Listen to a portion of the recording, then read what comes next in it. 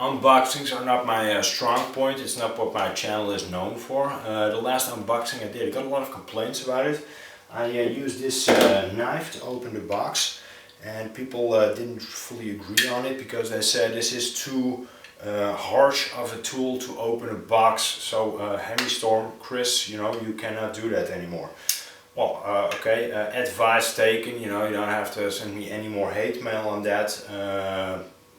I know a good argument when I spot it. So over here I got a new box that I'm going to open. It's a Desert Buggy XL. Get this, ready to run. 5th scale, 4-wheel drive buggy, ready to run. Or RTR, you know, that seems a bit double to me. Let's open this box up real carefully and see what's on the inside.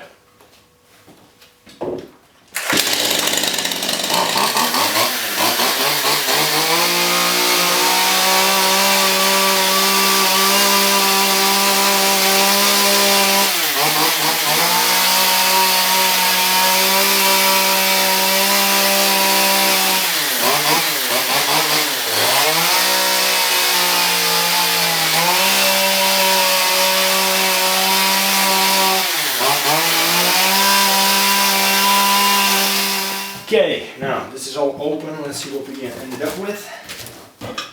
Oh wow. Wow, that is value for money. We end up with another box inside the box. Oh my god, it's a Losi. If you have seen my other Losi DBXL video, you get my surprise that, oh, it's a Losi, but I will elaborate on that later on. I will give it an honest chance, really. And we finally got the box out of the box. Well, I'm curious. I can't wait to see what's inside. Let's have a look. I know it's a bit of a suspense builder, this. Need to move my lamps out of the way. These are the lamps that I was talking about last time. Want me to elaborate on them or just continue unboxing up to the last? Wow. I mean, wow. I know I've been a bit, well, perhaps some have found me a bit harsh on my pre-order thoughts that I had about the DBXL, but styling wise, they outdid themselves. This is really exceeding my every expectation. Let me rip the back of the box a bit. You guys will not believe this. This is in fact a genuine Losi. It's I'll try to push the box forward a tiny bit. Wow, I have judged them a bit too quickly because this is a true Losi product. Can't believe it. It's gorgeous. It's really it's beautiful. Wait a second. Wait a second.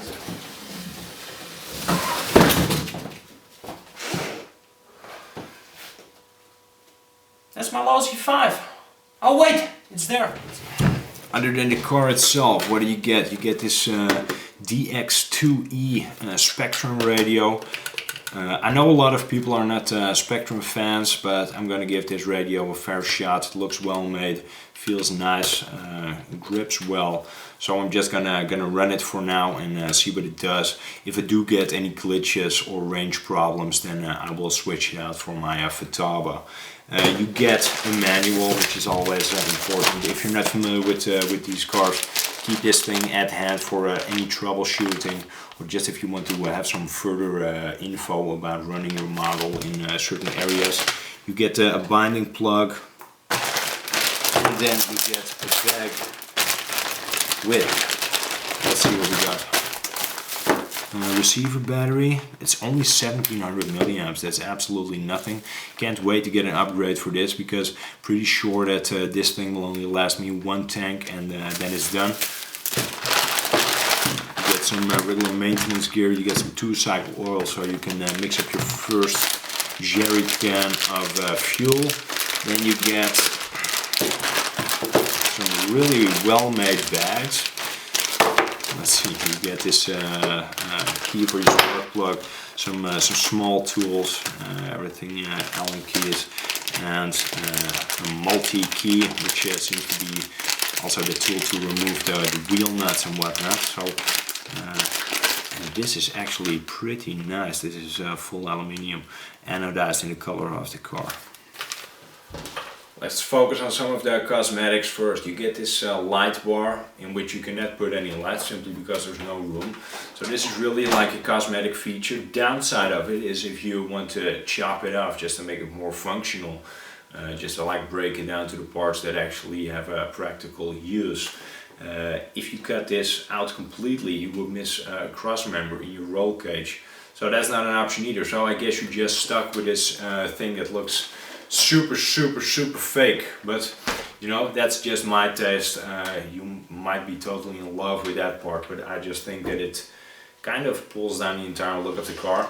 And then when you look at the back, it's kind of like somebody thought, oh, we're having a good time designing this thing right up to here, and you know what, let's just call it a day and let's go home. The back of this thing is so exposed, you can just see right down to the chassis. A chassis that also looks, without any machining done to it, looks to be really lower quality than the one that you would find on the Losi 5. I know there is a huge price difference, but I mean, come on, if you buy this thing for $1,000 and you need to upgrade such an amount of stuff, and now it comes ready to run, but we'll come to that in a tiny bit. If you need to upgrade such an amount of stuff to get it up to the point where it's a competitive car or something that will stand out in a crowd, then I think you're better off saving up a tiny bit more cash and just going for the real deal, which is the Losi 5T. Done ranting so far. Another thing that surprises me is the firmness of the shocks combined with the softness of the tires. I mean, these tires, they're almost gooey. It's like these foams have no body whatsoever. And then when you look at the shocks, they barely bounce back. I hope you can see what I mean. And especially in the front, look at that, it just sticks. And I know you can tune all that with shock oil, with different springs, with adjusting your preload. It's just out of the box. If you claim something's ready to run, I don't expect to find shocks like these. I expect them to run smooth, you know, to have the long travel that you can expect in a desert buggy. I mean, otherwise you need to call this like asphalt buggy XL. This is not desert type of travel. Desert type of travel is like comes back, comes up and down, nice and smooth. It's not like this. I'm afraid I even need to open these up before I take the thing out for a spin, because I'm not gonna run this. I'll take out the pins and take off the cage.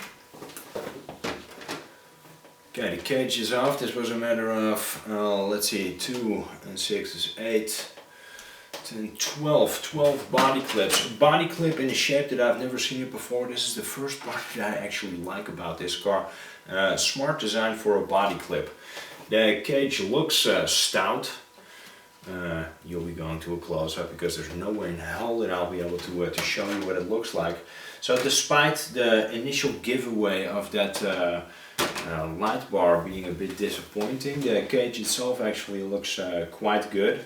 Nice sort of plastic that they used, but on the rest of the plastics I'm actually not too convinced. Again, that could be just me, but I think there's a few crucial parts where I would have rather liked to have seen some aluminium. For example, these shock towers, although they appear to be really thick, in reality they're not that thick, because they're sort of thinned out, lightened in the parts where structurally they could well, kind of cheap out on material. So we'll find a few notches taken out of the plastics in the shock towers in those locations. The shocks, again, for the size that they have and the way that they look, they they act surprisingly disappointing. These are aluminium bodied shocks with, surprisingly enough, a plastic top, which I find a bit strange. I have no idea on the shaft size on the shocks, since they're covered with a boot. But by pinching it, I think they're only, my guess is that they're only like 4 millimeters, 4 or 5 millimeters, which is not all that big. You got booted drive shafts front and back, and then you get a sort of like a CVD type of a drive system guiding the drive length from the center differential. And the weird thing is that the rear actually is split up in two. So you got a double coupler, you got like a tiny short drive prop shaft coming out of that center diff that goes to a location where you almost cannot reach it, right behind the servo over here. This is the throttle and brake servo. And then there is a CVD coupler going to the rear diff housing. And I've read up on this car, and there's a few people who have had some trouble with the pins falling out of their CVDs. So that's something you want to pay some attention to once you get the car. Just make sure to look it over and check those things out. There's also a CVD coupler in the front. Pretty difficult location to reach in case something should happen.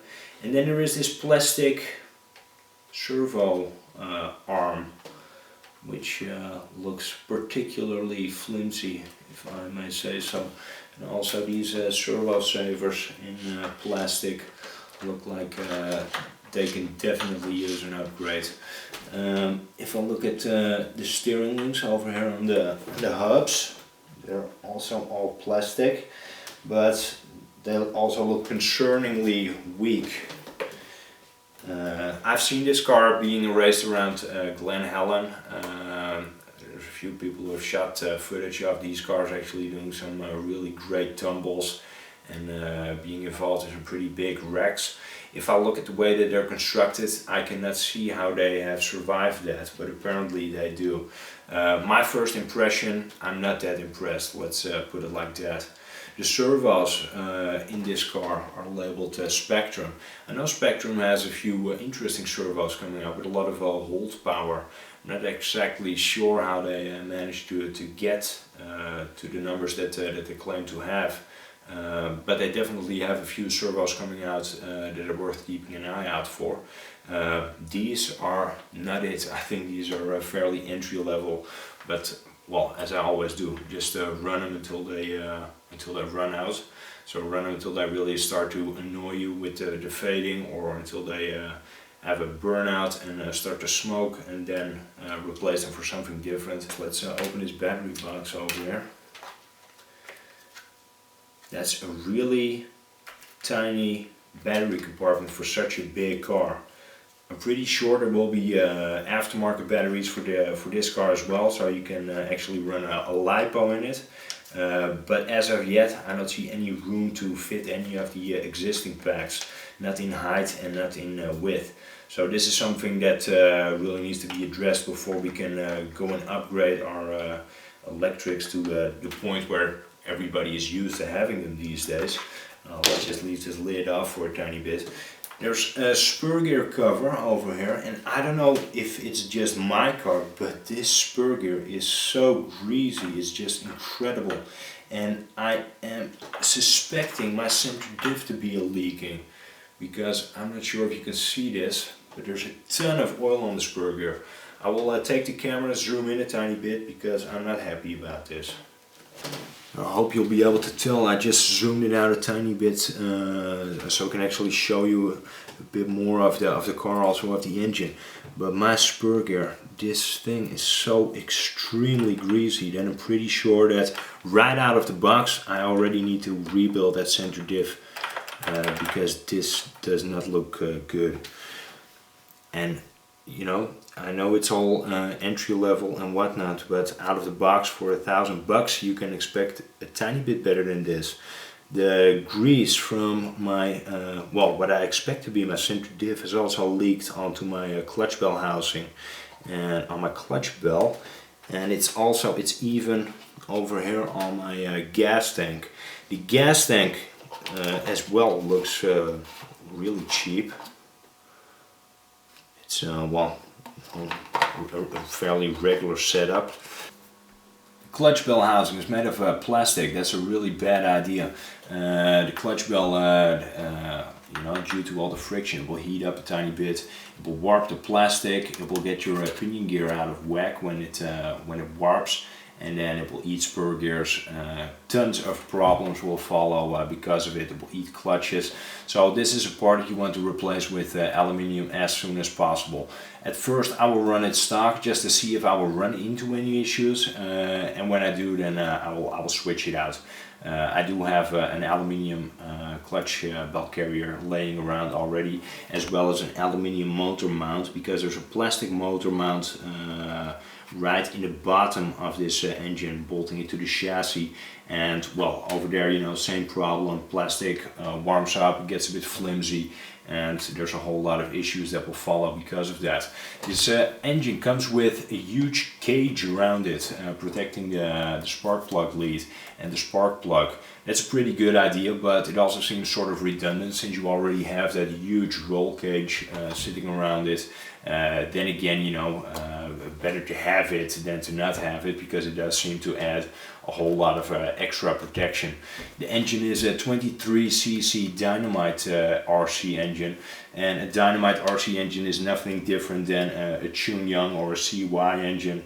Those CY engines in 23cc's, we're also familiar with those from the HPI Bauhaus back in the days, because they also came with a 23cc Chun-Young engine, and this is no different. This is also a 2-bolt, so there's nothing fancy about it. This is as entry level as it gets. This is definitely a part that you want to replace somewhere along the line, just because, you know, you always want to have that extra power. So most likely I will as well replace it for something different, like a 29cc Zenoa engine. I know those are really reliable. They're 4-bolt. They perform great, and that will be my engine of choice to put into this buggy somewhere down the road. Another point of concern is the air filter, or not a point of concern, but it's something you want to keep an eye on once you get the car, because Losi tends to, or Losi or Himoto, they tend to over oil it once you get it. So you need to double check that they haven't done that to your car. So just take it off, make sure that it's not overly greasy, because what will happen is you may be able to fire up your engine, but once you start throttling it, it will bog down and it will perhaps even die. And then you need to fire it up again.